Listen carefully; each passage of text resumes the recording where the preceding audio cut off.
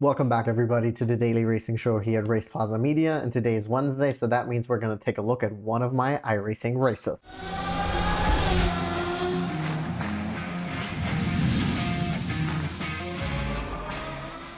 Alright guys, here we are at the Tsukuba 2000 circuit. We're still doing Formula V. I am on my way, working my way up, hopefully to Formula 4, but we'll get to that in just a second. As you guys can see, I qualified in 8th place. Wasn't very good. I'm also wasn't really happy that I qualified on an even number. As you guys can see, all even numbers start on the right side, and I do believe that the best position would be an odd number to qualify, because then you start on the left side, which the first corner of the track is a right turn, so being on the left side would be the preferred racing line. So my goal really was going into the race, first of all, keep it clean, but also just the start of the race I was like, I'm gonna try to make my way to the left if I can, just because I know on the right side will be quite busy, and also it would throw me off when it comes to the racing line. But I don't want to waste any more time. We have 12 minutes of racing ahead of us, so let's get into it and let's go. As you can see, my reaction time, my starts are still really good. I make it off really quickly and I am able to jump a few positions, and right here in the first corner I'm gonna go around on the left side. I'm gonna leave everyone else the inside line. I don't want to get involved in anyone's business if I can avoid it. However, you guys will see right here, it seems like either I'm carrying too much speed or the guy in front of me was braking a lot more than I expected him to. So I ended up actually hitting him and spinning him out, which I felt quite bad about. And I was trying to reach out to him and to actually apologize, because I'm not using a mic when I'm racing, so I wasn't able to get on the voice chat, and I don't know even if he said something. But I was trying to, apologize to him, but I couldn't figure out on iRacing how to message anyone. So apologies pending if he accepts my friendship request, which I believe is some way you can message your friends on there. I wanted to turn around the camera because, as you guys can see, these guys right here in there, they will be actually, they're spinning out and they both go right and left, and he's actually able to just pass right there through the middle. So that was kind of nice. And then this is my second incident of the race, which I spin out a little bit. I'm not gonna lie, I was a little surprised by it, because even though, I'm not lapping particularly fast, I am lapping much ooh, that was me braking quite hard. We'll get to my braking situation in just a second, but I'm not lapping particularly fast. I'm probably averaging right like a 107, a high 107, 108. My fastest lap on the track is a 106, but you guys can see my racing line is still a little bit all over the place. And the guy that's behind me was actually in pole position, and he also got fastest lap of the race with a 105.5 or something like that. So he's really fast. So it makes sense he qualified in first, and we'll see what happens later on in the race and how he will handle my racing line. But yeah, my goal really was going into the race. I was like, you know what, I'm not even trying to do the most, even though my racing engineer right at the beginning was like, made a podium is expected. We're expecting a podium, which I think is, I don't even know what he's smoking, because I am not lapping fast enough. I think the top 3 are lapping like 106 consistently, and I'm not. I think I can once I have more practice, but right now, so I don't know what he was smoking, thinking that I could make it on the podium, or that was expected. Currently, the iRacing level that I'm racing in this race was 1205. I don't have an iRacing level or rating myself actually at the moment. I don't know how many races you have to do, but right now I just don't have a number. But this race is at 1205. My main goal, as I said, really was going into this race was just trying to keep it as clean as possible. In the previous week, where it was the Lime Rock Classic track, so that's different than from the Grand Prix layout, I actually had a few races and I kept getting into incidents with other people, partly because of my fault, partly because of other people's fault, or mostly probably because we're all kind of rookies. There you go. There he's passing me, pretty clean pass. Also mainly because I'm, you know, messing up left and right, and he's just incredibly quick.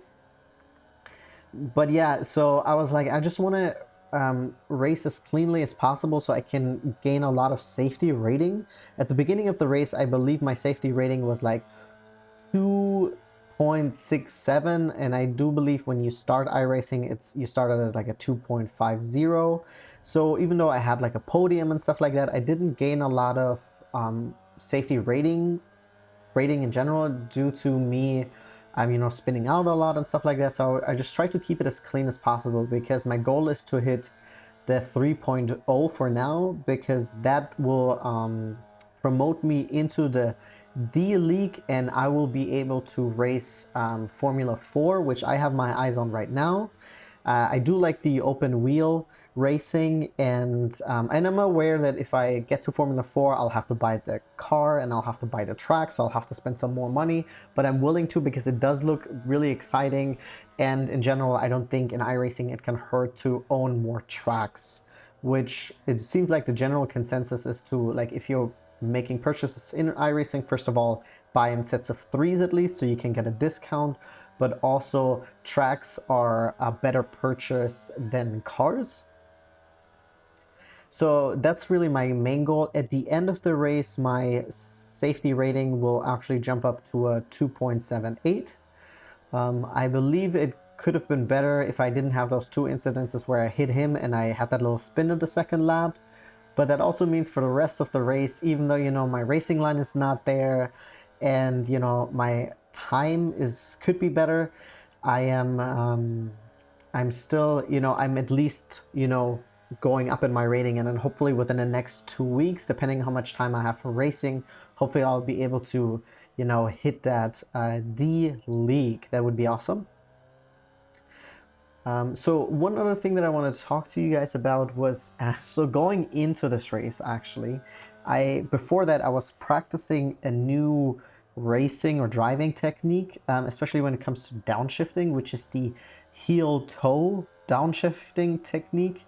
Essentially, if you're not familiar with it, is you use the ball of your foot to, you know, press your brakes, you hit the clutch, you downshift, and then you kind of roll your foot or you roll your ankle to hit the gas pedal to rev the engines a little bit, and then you let go of the clutch to make it a smoother downshifting.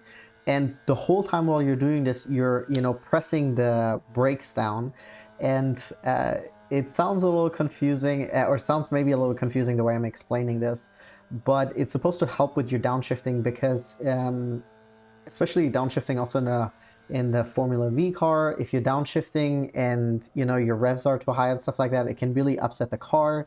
You could potentially spin out, lose control. So I wanted to focus on learning that while I wasn't trying to apply that technique in the race, because there's no way that I'm ready to use that, because I was practicing it right kind of before the race. It kind of threw off my racing and my braking technique instead of just braking normally. And like the whole shifting thing, I was like, my foot almost tried to always do that technique halfway. So it just ended up becoming so messy, and I was really worried about spinning out that I was like, at some point I was like, you know what, I'm not even gonna upshift into 4th gear anymore. I'm just gonna keep it in 3rd, which technically you can upshift here, or after this corner you can upshift into 4th. To, you know, to like maximize, I guess, your speed. But I was thinking the guy in front of me, because I always have my relative time up when I'm racing, I'm not catching the guy in front of me. There's no way that I'm catching him because he's lapping incredibly fast. There's a reason why I'm gonna switch up the view. There's a reason why he qualified in 1st place. I'm not catching him, but however, the guy behind me, or the person racing behind me, is not gaining on me. So even though I'm not doing the ideal thing, I'm not at least kind of compromising my position as is. So P4 I was like, if as long as I can bring it home, I'm okay with that. And if I can, you know, keep any more incidents out of, you know, keep that to a minimum, I'll be okay. And even though I had that little spin in the beginning in the second lap, I even in practice, while my racing line wasn't where it needed to be and stuff like that, I wasn't spinning out. So I felt confident that I could just bring it home. And one of the other things that I need to do, I'm the type of person that if I'm learning something new or if I'm like practicing a track and stuff like that and it's not working out for me, I usually have to like take a break from it. Sometimes it's a couple hours, sometimes it's a couple of days, or maybe even a week or so, and then I come back and then my brain has kind of processed it and then I get the hang of it. I do that in, you know, when I play video games and it's like a difficult boss and I can't get him, I will take a break from it. And then I usually can get him within a couple tries. As you can see, the guy actually in front of me spun out, and now we're within like 2.8 seconds of each other. But after this next corner, again, like he put so much distance between the two of us, I wasn't really hoping, or I wasn't really thinking that I would be able to catch him. The only way I would catch him if he would make another mistake again. And even then I was worried, like, unless this is like the last lap, I don't think I would be able to keep him behind him, because once again, this gentleman is lapping very, very fast. He's a really good racer, especially I believe he just started racing too, kind of like me, or at least with this account that he's using.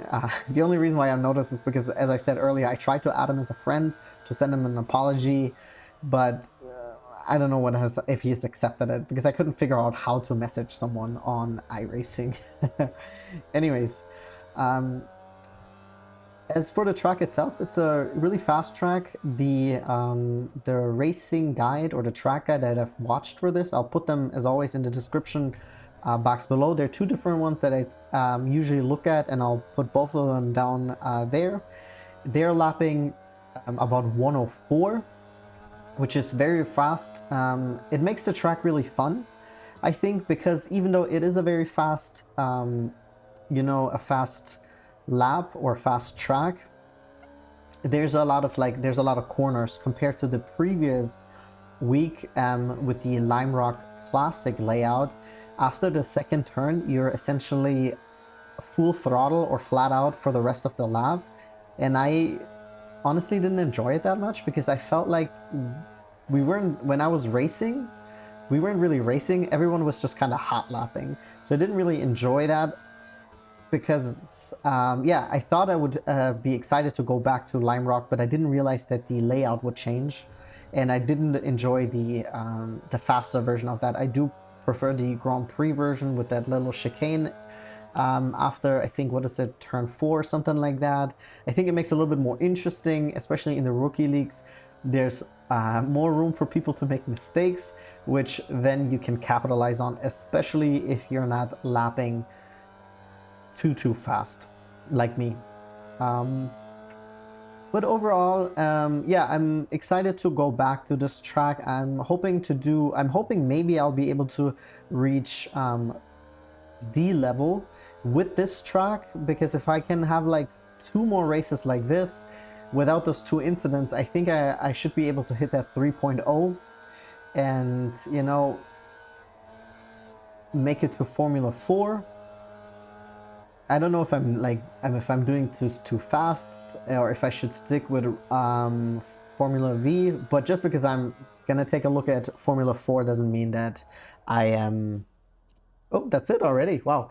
Just because I'm taking a look at Formula 4 doesn't mean I can't go back to Formula V. All right, guys, that is it for today. P4, not too bad. I'm actually quite happy with it. I think I would have never been able to catch the other 3 guys. They were much faster, but P4 with 2 small incidents, but overall I'm quite happy with it.